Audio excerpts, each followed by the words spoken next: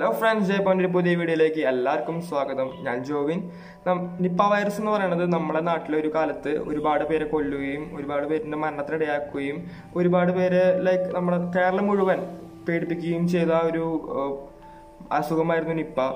പക്ഷെ നമ്മുടെ എല്ലാവരുടെയും കഠിന പരിശ്രമം കൊണ്ട് നമ്മുടെ ആരോഗ്യരംഗത്ത് പ്രവർത്തിക്കുന്ന ഒരുപാട് പേരുടെ സഹായഹസ്തങ്ങൾ കൊണ്ട് അവസാനം നിപ്പ വൈറസ് നമുക്ക് തുരുത്താൻ കഴിഞ്ഞു.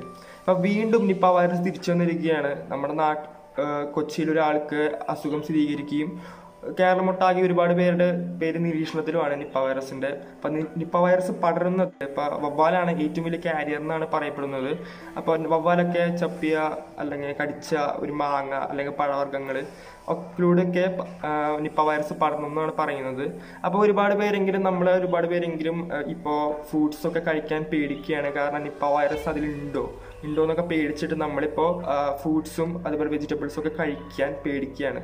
അപ്പോൾ നമ്മൾ എന്താണ് ചെയ്യേണ്ടത്? നമുക്ക് ഈ നിപ്പ വൈറസിനോട് വേണ്ടത് പേടിയല്ല, മറിച്ച് ജാഗ്രതയാണ്. നിപ്പ വൈറസിന്റെ സ്ട്രക്ചർ എന്ന് പറയുമ്പോൾ നിപ്പ വൈറസ് എന്ന് പറയുന്നത് ഒരു RNA എൻവലപ്ഡ് വൈറസ് ആണ്. അതായത് ഒരു RNA വൈറോൺ RNA ഒരു എൻവലപ്പ്, ഒരു ലിപ്പിഡ് ബൈലെയർ എൻവലപ്പ് വെച്ചിട്ടാണ് പ്രൊട്ടക്ട് ചെയ്തിരിക്കുന്നത്. അപ്പൊ ഈ ലിപ്പിഡ് ബൈലെയർ എൻവലപ്പ് പൊട്ടിക്കഴിഞ്ഞാൽ ഉള്ളിലുള്ള RNA നശിച്ചു പോകും. അപ്പൊ ഈ വൈറസ് നശിപ്പിക്കാൻ ഏറ്റവും എളുപ്പമുള്ള മാർഗം എന്ന് പറയുന്നത് ഈ എൻവലപ്പ് നശിപ്പിക്കുക എന്നുള്ളതാണ്. ഈ എൻവലപ്പ് താരതമ്യേന വളരെ എളുപ്പമാണ് നശിപ്പിക്കാൻ. ഈ എൻവലപ്പ് ഒരു pH 8.5 ആയിട്ടുള്ള ഏതെങ്കിലും ഒരു മെറ്റീരിയൽ ലിക്വിഡ് ആയിട്ട് കോണ്ടാക്ട് വന്നു കഴിഞ്ഞാൽ ഈ എൻവലപ്പ് പൊട്ടിപ്പോവും. അതുകൊണ്ടാണ് നിപ്പ വൈറസ് ഉള്ള ഒരു പേഷ്യന്റിനെ ട്രീറ്റ് ചെയ്യുന്ന ഒരാള് അത് കഴിഞ്ഞിട്ട് നല്ലൊരു സോപ്പും വെള്ളത്തിൽ കൈ കഴുകണം എന്നൊക്കെ പറയണത്. അപ്പൊ അങ്ങനെ ചെയ്യുമ്പോൾ ആ നിപ്പ വൈറസ് ഡെഡായി പോവുകയാണ് ചെയ്യുക.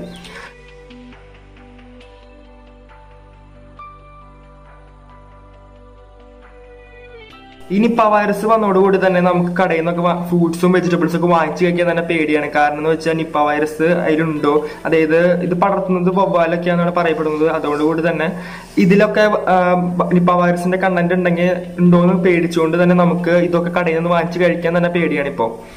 അപ്പൊ നമുക്ക് എങ്ങനെ ധൈര്യപൂർവ്വം നമ്മൾ കടയിൽ നിന്ന് ഫ്രൂട്ട്സ് ഒക്കെ വാങ്ങിച്ച് കഴിക്കാൻ പറ്റും, അതിനുള്ളൊരു ചെറിയൊരു ടിപ്പാണ് ഞാൻ ഇന്നത്തെ വീഡിയോയിൽ പറയാൻ ഉദ്ദേശിക്കുന്നത്.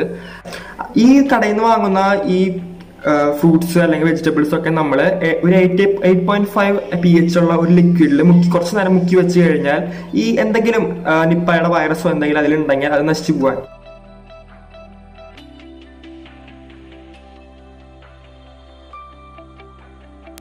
അപ്പൊ നമുക്ക് എങ്ങനെ ഒരു 8.5 pH ഉള്ള ഒരു ലിക്വിഡ് ഉണ്ടാക്കാം? അതിന് നമുക്ക് ആവശ്യമുള്ളത് 2 ലിറ്റർ വെള്ളമാണ്. സാധാരണ നമ്മുടെ വീട്ടിലിട്ടുള്ള വെള്ളത്തിന് pH എന്ന് പറയുന്നത് 7 തൊട്ട് 7.5 വരെയുള്ള pH ആണ് നമുക്ക് സാധാരണ ഒരു വെള്ളത്തിന് കിട്ടുക, നമ്മുടെ വീട്ടിലൊക്കെ ലഭിക്കുന്ന വെള്ളത്തിനുള്ളത്. അപ്പൊ നമ്മൾ 2 ലിറ്റർ വെള്ളം എടുത്തിട്ട് അതിലേക്ക് ഒരു 1/2 ടീസ്പൂൺ സോഡിയം ബൈകാർബണേറ്റ്, അതായത് അപ്പക്കാരം ഇടുക. എന്നിട്ട് ഇളക്കി കൊടുത്തു കഴിഞ്ഞാൽ ഒരു 8.5 pH അല്ലെങ്കിൽ അതിന് കുറച്ചുകൂടി കൂടുതലുള്ള ഒരു pH ഉള്ള ഒരു ലിക്വിഡ് നമുക്ക് കിട്ടും.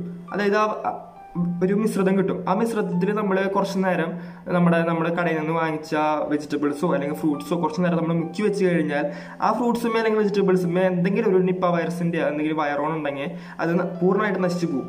അപ്പൊ നമുക്ക് സമാധാനമായിട്ട് സന്തോഷമായിട്ട് നമുക്ക് ഇത് കഴിക്കാൻ പറ്റും, നിപ്പ വൈറസിനെ പേടിക്കാണ്ട്. നമുക്കിപ്പോ വേണ്ടത് സത്യം മുമ്പ് പറഞ്ഞ പോലെ പേടിയല്ല, ജാഗ്രതയാണ്. കാരണം നമ്മൾ പേടിച്ച് നമ്മൾ ഫുഡും അതും വെജിറ്റബിൾസ് ഒന്നും കഴിക്കാണ്ടിരുന്നിട്ട് പ്രത്യേകിച്ച് കാര്യമൊന്നുമില്ല. നമുക്ക് സ്വയം ന്യൂട്രീഷൻസിന് കുറവുണ്ടാവുള്ളൂ. അതിന് പകരം നമ്മൾ ഇങ്ങനത്തെ ഓരോ ചെറിയ കാര്യങ്ങൾ ഉപയോഗിച്ച് നമ്മൾ വൈറസിനെ നമുക്ക് ഒഴിവാക്കി അതിനെ നശിപ്പിച്ച് കളഞ്ഞ് നമുക്ക് ഫ്രൂട്ട്സും അതൊക്കെ കഴിക്കാം. ഞാൻ ഈ ഐഡിയ കിട്ടിയത് ഓമൈ ഹെൽത്ത് എന്ന് പറയുന്ന ഒരു ചാനലിലൂടെയാണ്. ആ ചാനലില് കൂടുതൽ ഹെൽത്തിനെ കുറിച്ചിട്ട് ഒരുപാട് വീഡിയോസ് ഇറക്കുന്ന ഒരു നല്ലൊരു ചാനലാണ് മലയാളത്തില്. അപ്പൊ ആ ചാനലിൽ നിന്നാണ് എനിക്ക് ഇങ്ങനെ ഒരു ഐഡിയ കിട്ടിയത്. അപ്പൊ എനിക്ക് ആ കിട്ടിയ അറിവ് നിങ്ങൾക്ക് എന്റെ ചാനലിലൂടെ പകർന്നു തരാൻ വേണ്ടിയിട്ടാണ് ഞാൻ ഇങ്ങനത്തെ ഒരു വീഡിയോ ചെയ്തത്. അപ്പൊ ഈ വീഡിയോ നിങ്ങൾക്ക് ഉപയോഗകരമായി കരുതുന്നു. അപ്പോൾ പ്രത്യേകിച്ച് ഈ നിപ്പ വൈറസ് പടർന്ന ഈ കാലത്ത് ഏറ്റവും ഉപയോഗപരമായ ഒരു ഐഡിയ ആണ് ഇത്, ഒരു ടിപ്പാണിത്. അതുകൊണ്ട് തന്നെ എല്ലാവരും ഈ വീഡിയോ ഒന്ന് ഷെയർ ചെയ്ത് കൊടുക്കുക.